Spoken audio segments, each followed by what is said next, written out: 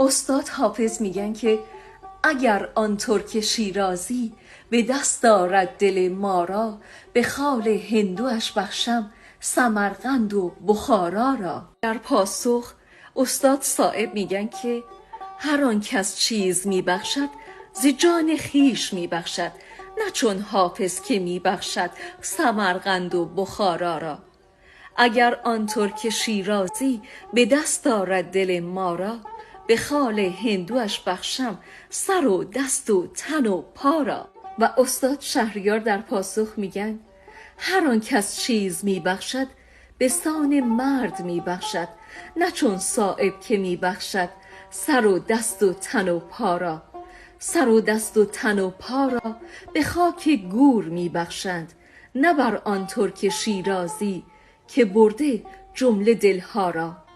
اگر آن ترک شیرازی به دست دارد دل ما را، به خال هندوش بخشم تمام روح و اجزا را.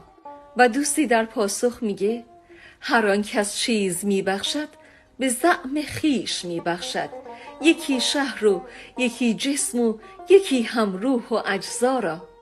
کسی چون من ندارد هیچ در دنیا و در عقبی، نگوید حرف مفتی چون ندارد تاب اجرا را.